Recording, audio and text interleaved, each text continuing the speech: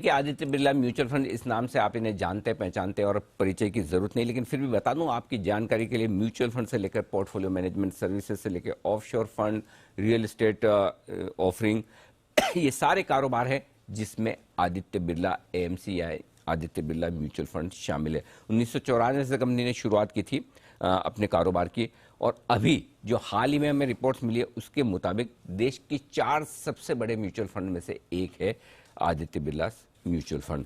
और लगभग 3,000 करोड़ के आसपास के 3 लाख करोड़ के आसपास के एसेट्स मैनेज करती है कंपनी, और 118 स्कीम्स कंपनी के पास है। आईपीओ की जानकारी आपको दे दूं, 5.25 गुना भरा था इशू, 712 रुपए की इशू प्राइस थी, और कल लिस्टिंग 715 रुपए के आसपास हुई। आज 700 रुपए के आसपास, 685 रुपए के आसपास ट्रेड करता हुआ इशू प्राइस से थोड़ा सा नीचे। आइए स्वागत करते हैं, हमारे साथ कार्यक्रम में शामिल हो रहे हैं आदित्य बिरला म्यूचुअल फंड के एमडी और सीईओ ए बाला सुब्रमण्यम सर। बाला सर का स्वागत है। और बाला सर का इंट्रोडक्शन एक बार फिर से आपको बता दूं, वैसे तो आप जानते पहचानते हैं, कई बार आपने हमारे चैनल पे मेरे साथ इंटरव्यू देखे हैं, लेकिन चूंकि आज लिस्टिंग हुई है और लिस्टिंग के बाद का है तो एक बार फिर से आपका पूरा प्रोफाइल और इंट्रोडक्शन बताना जरूरी है। आई एम बेंगलोर से, और साथ ही हार्वर्ड बिजनेस स्कूल से एडवांस मैनेजमेंट का प्रोग्राम बाला सर ने किया है। साइंस में, मैथ्स में आपको पास बैचलर्स की डिग्री है, और साथ ही ग्लोबल नेक्स्ट यूनिवर्सिटी से मास्टर्स किया है। मतलब ढेर सारी पढ़ाई की हुई है सर ने, और एमफी के बोर्ड पे लंबे समय तक रहे हैं, एमफी बोर्ड के चेयरमैन रहे हैं, और बहुत सारे अलग अलग तरीकों से अलग अलग पार्टिसिपेशन के साथ कैपिटल मार्केट में ढेर सारी सेवाएं लंबे समय से बाला सर दे रहे हैं। बाला सर स्वागत है आपका। सबसे पहले धन्यवाद आपका जी बिजनेस के लिए वक्त निकालने के लिए। थोड़ी सुस्त लिस्टिंग हुई है, इश्यू प्राइस के आसपास थोड़ा सा नीचे। क्या आप समझते हैं जिस तरह का रेस्पॉन्स मिला, आजकल तो आईपीओ बड़े 50-100 गुना बड़े आराम से भर रहे हैं, आपके पास तो बिरला की बड़ी स्ट्रांग ब्रांड है, सन लाइफ भी है, शायद थोड़ी प्राइसिंग कम की होती तो रेस्पॉन्स अच्छा मिलता और लिस्टिंग दमदार होती। क्या प्राइसिंग एग्रेसिव थी, ऐसा आप सोचते हैं? थैंक यू अनिल जी, आपका शो में बुलाने के लिए। नहीं, प्राइसिंग तो हम लोग ठीक ही किया था, क्योंकि जो रोड शो के हिसाब से जो फीडबैक हर इन्वेस्टर से आता था, और मर्चेंट बैंकर के हिसाब से जो पहले हम लोग जो डिमांड जो आ रहा था 23,000 का मार्केट कैप का लेके 800 का आसपास प्राइस पे पहले डिमांड आ रहा था, 1.5 to 2 times का प्राइस हिसाब से बुक में बिल्ड कर रहा था एक्चुअली। फिर भी जो बाकी लोग का फीडबैक लेके और मर्चेंट बैंक का एडवाइस लेके और अपना शेयर होल्डर्स का भी जो हिसाब से जो फर्दर डिस्काउंट किया था 20,500 करोड़, 712 जो प्राइस बोल रहा था, that something is about 20,500 crore का वैल्यूएशन के हिसाब से जो किया था, that something we did as per the acceptable number only.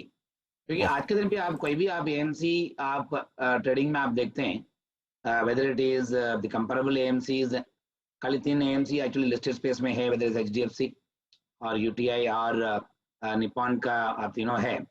कि तीनों का अगर साइज, इक्विटी साइज और प्रॉफिटेबिलिटी और मल्टीपल के हिसाब से देखते हैं, बिरला सलाम म्यूचुअल फंड का जो डिस्काउंट हम लोग 30% डिस्काउंट दिया था actually to the comparable peer group valuation, वो सोच समझ के किया था एक्चुअली।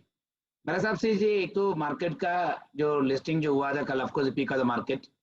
दूसरा एक एक्चुअली दैट इन्वेस्टर्स जो आए हैं एक्चुअली लेवरेज के हिसाब से, दो छोटा छोटा लोग आया होगा, so they all must also be selling on the first day, which is what normally happens any IPO listing. Otherwise price में मेरे हिसाब से कुछ गलती नहीं किया, क्योंकि अर्निंग्स अपना अभी भी पता चल रहा है। साल भी फर्स्ट क्वार्टर में अर्निंग्स पीबीटी के हिसाब से 206 का पीबीटी के हिसाब से जो प्रॉफिट बनाया था, और अगर वही रन रेट पे देखते हैं अब पूरा साल का आप एक्स्ट्रापोलेट कर सकता है। और दूसरा एक actually as AMC we have been giving out dividend continuously year after year. अब कोई भी चीज में देखते हैं एक्चुअली, और पैरामीटर में देखते हैं पी मल्टीपल्स कंपैरेबल बेसिस और आरओई कंपैरेबल बेसिस पे। आई थिंक जो प्राइसिंग जो किया था ठीक से प्राइसिंग किया था। एब्सोल्युटली। जो साइज है आपकी कंपनी की और जो ब्रांड है वो काफी अट्रैक्टिव है और काफी लोगों को पसंद भी है, और उस लिहाज से जो लॉन्ग टर्म इन्वेस्टर है, शॉर्ट टर्म तो ठीक है लिस्टिंग पर जो भी होता है, लेकिन जो लॉन्ग टर्म इन्वेस्टर्स हैं जो आपकी कंपनी में इन्वेस्टेड रहना चाहते हैं, उनके लिए सर 1 साल, 3 साल, 5 साल, जो भी आपके पास विजन स्टेटमेंट है, जो भी आपका आउटलुक है, जरा बताएं कि आपके इन्वेस्टर्स क्या उम्मीद कर सकते हैं आपकी कंपनी से।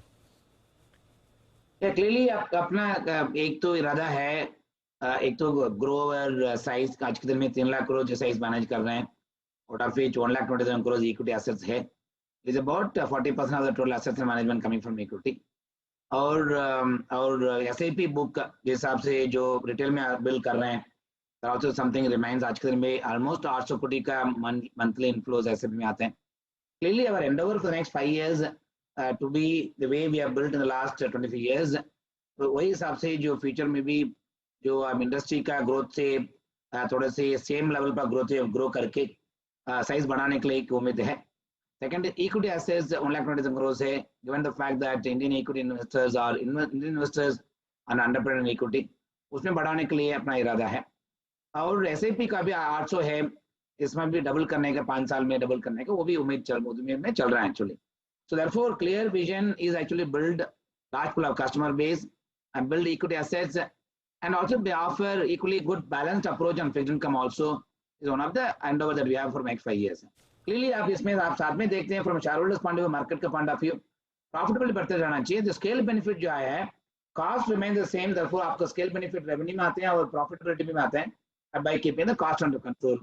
सो आज के दिन पे जो हम लोग जो प्रॉफिट बना रहे हैं, I think clearly if you look at, if you assume revenue growth is say X%, the profitability I think will be much higher than the revenue growth, given the cost remains the same. Because the benefit that we get on scale benefit, that's something as a mutual fund are very clear about growing the size।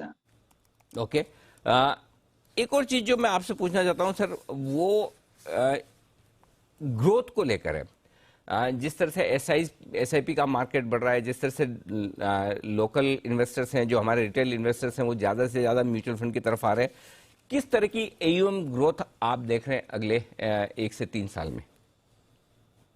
से जो बीच में जो industry के लिए एक report बनाया था, actually both industry level as well as CRISIL ने बना के हम लोग दिया था when we filed our offer document. Clearly industry के expectations are about 12 to 15% rate of growth in the overall assets and management business। Think अपना आप ग्रोथ का देखेंगे लास्ट 6 साल से अपना ग्रोथ अबाउट 19 to 20% का CAGR ग्रोथ में हम लोग बनाया assets and management पे। I think if you go with the past trend, if we go by the commitment that Aditya Birla Sun Life Mutual Fund have got to do a large retail business in India and also be a leader in the mutual fund business, अगर वो हिसाब से देखते हैं अपना growth भी वही हिसाब से जो इंडस्ट्री की एक्सपेक्टेशन जो है 12 to 15% ग्रोथ के हिसाब से हम लोग को भी उम्मीद है actually grow the same rate और if not higher rate. Okay sir, चूंकि वैसे तो आज आपको लिस्टिंग पर और कंपनी के बारे में बात करने के लिए बुलाया, लेकिन मार्केट लाइफ टाइम हाई पर है, 18,000 का निफ्टी है, तो एक बार आपसे मार्केट पर राय लेना जरूरी है। एक तरफ इंडाइसेस तेजी से बढ़ रहे हैं, दूसरी तरफ इंटरनेशनली और लोकली भी कमोडिटी प्राइसेस बहुत जोर से बढ़ रही है। क्या व्यू है आपका दोनों पर, मार्केट पर भी और कमोडिटी प्राइसेस पर भी?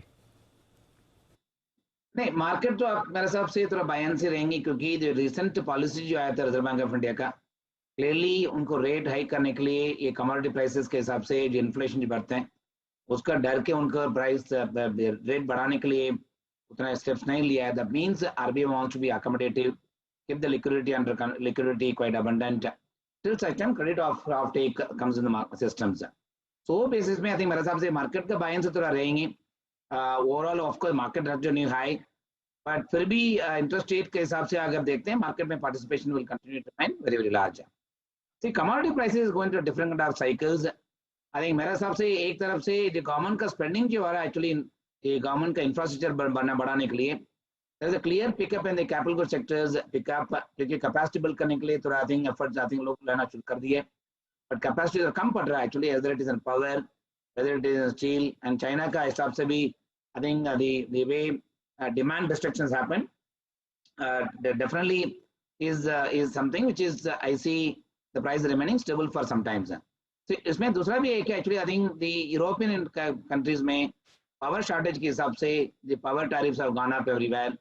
तो मेरे हिसाब से commodity prices इतना साल से बहुत दब के रखा था actually, because the capacity not being there, supply not being there, मेरे हिसाब से demand बढ़ते से economic opening of economic के हिसाब से मेरे हिसाब से commodity prices will remain somewhat in the medium to long term bull run।